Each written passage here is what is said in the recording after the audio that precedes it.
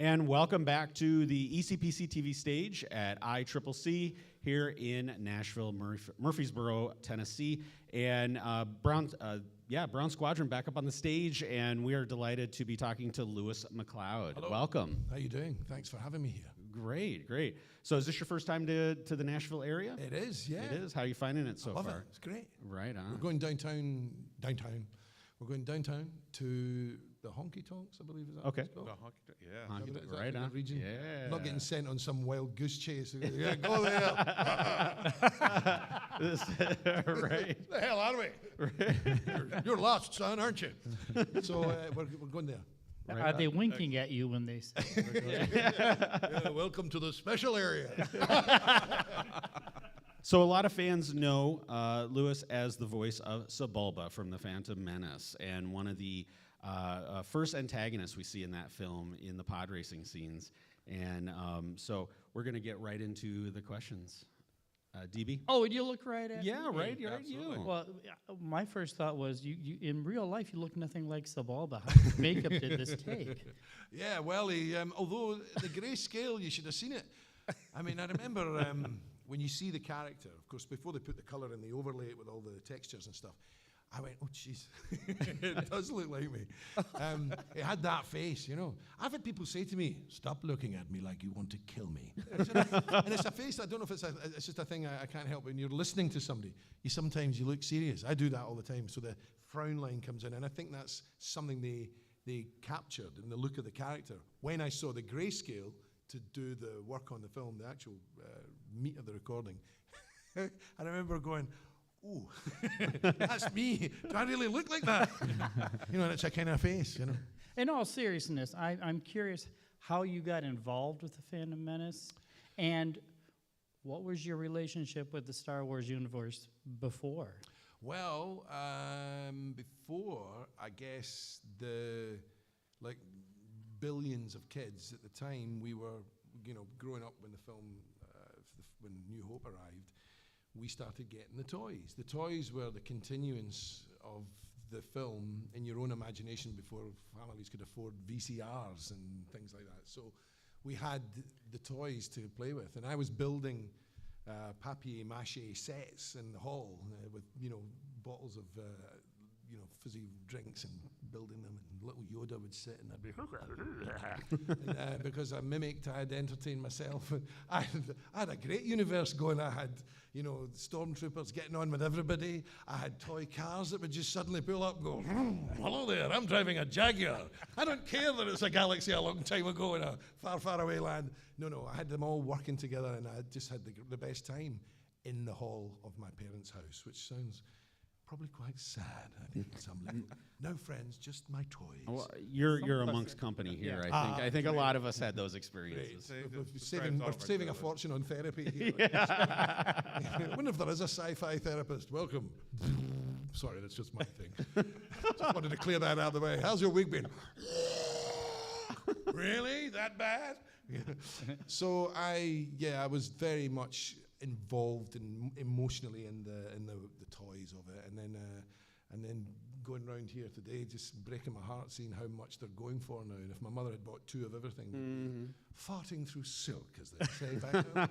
But sadly not. But I think to get into working in the industry of entertainment, if you like, I got the opportunity to be in the kind of orbit of auditions, and I was working with a friend of mine who kindly offered to give Robin Gurland my reel over his own. That's the thing that really gets me, what Pete did. Peter Serafinovich became the voice of Darth Maul. There's a very generous thing they did. He gave my voice reel to the casting director on the day of his own audition, which I marvel at the generosity of that to this day. So, yeah. Wow. And when I got it, I remember just the joy of, you know, jumping up and down on the sofa, and I broke my own sofa. My leg went through the thing and cut up my leg. Oh, I don't care. I got part of the Star Wars. Blood squirting out.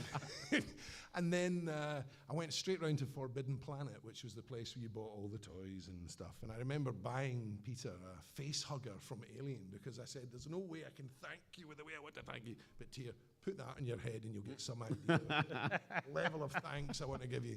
And so we went to the pub for a pint and he spun it round and he put it on his head and he wore it as a wig.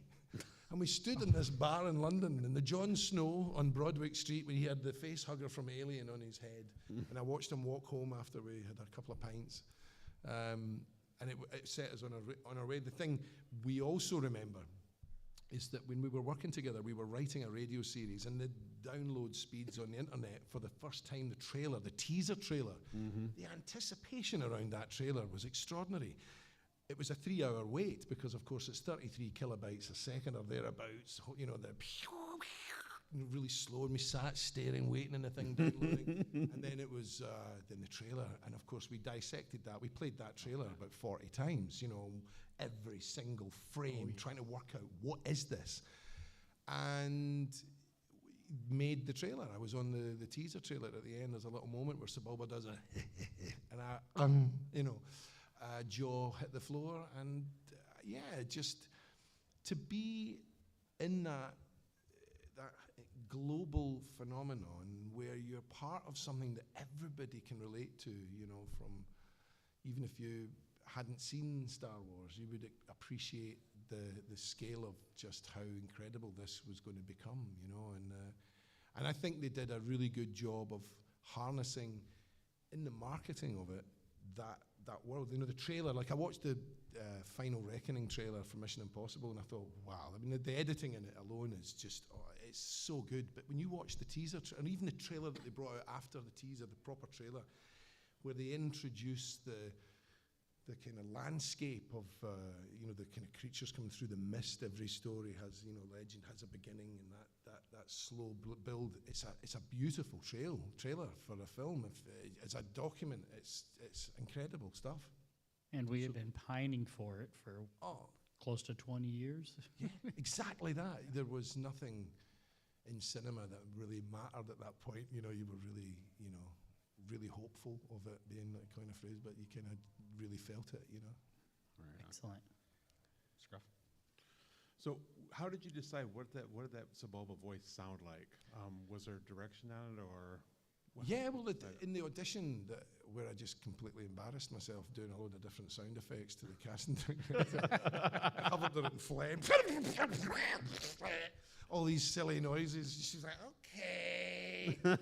I think that was one of the noises I did, was a sort of Jabba the Hutt, you know, that low sonorous thing that he did. And they quite liked that. And I think because when you're, when you go for an audition like this, you realize, I ain't getting a chance like this again. If this is the realization, okay, I've not been playing with Star Wars figures since I was about 13. This is now, I'm 27. You know, I know this period of my life so well, and with such fondness, and it gave me such joy. I've really got to go for this. And when you have that invested in your audition, I threw every sound save for farting at that audition. You held back on that But one? even if I did it, they come, pardon me, anyway, just ignore that. I'll carry on. I gave every sound I could create in that moment, and it went a long way. I think it really did. It was great because, and you know, there was a thing as well. I remember Robin Gurland asking me, so I'll get to this point. She just said to me, I remember when we were, the computers all crashed at Abbey Road where we recorded, and I got to go for lunch with them. And I remember being honest, you know that old saying, if they say, can you ride a horse? You can ride a horse. She said, do you do drama? And of course I hadn't been in a drama at that point. I hadn't been in any, you know, film really. This was the first feature, you know. And I just said no. And I kicked myself ever since. And she went, okay. Send us in your reel anyway. And I thought, you idiot. It's just, well, then what was I going to say? Yes, I was in a film. I was in The Godfather. Ish. You know, no. So I just said no. But it was an amazing chance to when she had the cassette, to answer your question, and we were recording it, there was a moment where George Lucas said, "Yeah, why is it not like the?" And of course, I can't remember what I did in that audition. And she actually had my back. She said, "Well, that was the audition, George." Yeah. Okay. Great. Okay. And so the Jabba voice that we created, so we thinned it out a little bit. And then gave him an extra layer for when he's on the pod race. Just a little bit more, he could shout over stuff. And once he'd agreed that, once he had said, yeah, there's essentially two character voices here. There's the low, chatty stuff, like when he's getting massaged. Then there's the other guy when he's doing the, there's that sound. Once we married that, we were away. It was great. It made it easier because that was a worry I had. I was thinking, well, if he likes that voice, how am I going to be able to shout in that, But that voice, I realized that I was doing that when I was 6 or 7 years old. And it's devastatingly bad for your throat, But it was just something that was automatic. I just kind of could do it without thinking. Right on. Brownie? And he spoke Huttese, so I knew that. I knew the Jabba language. Oh, yeah. You spoke it. I spoke it. Yeah. It was, I joke about this, and he did say that, when he goes, he doesn't get killed, but he goes, poodoo. Poodoo. And I burst out laughing, and I said, poodoo. He said, well, you can't say shit. Not till Andor. Yeah. Brian? Yeah, I do have a question. First of all, what is your phone number? No, sorry. What other vocal work have you done? Because your voice is very distinct, I feel like, and it seems like you can do a lot of different things. Have you done any other type of vocal work? Yeah, And what I've been in a few films. I've been in, the last days on Mars, I was the zombies, which was a lot of fun just playing, because there's those kind of sounds, inward breath sounds. I've done loads. I was in Gumball. I was Miss Simeon, Tina the dinosaur. I've been, the Foley sounds and the Minions. I've been in that. We do loop groups from time to time, so you get the chance to try different sounds and characters for a whole raft. I was the Grim Reaper in Solomon Kane, if you've ever seen that movie. Uncredited, but I didn't like that. Always got to get a credit for your work. But that was a lot of fun because there was like 4 or 5 layers to the voice, so we could do a pass. It's like sequencing. It's like if you're a musician and you work with it, you're just laying in tracks. And I enjoy that, and I'm pretty good now being able to work out what I think is the right tone to have on a particular character. But you often don't have the time, so you've got to be quick when you go in and rattle off the what they want, meet the brief almost, if you like. So do you have the same creation process for every character voice that you do, or is it different for every character? Well, I think it can be often cryptic when they give you the note what they want. I have to look at it slightly different because I'm providing a sound that is odd in itself. So when they give you, like for example in Fable, the video games, I'm a talking door, for crying out loud.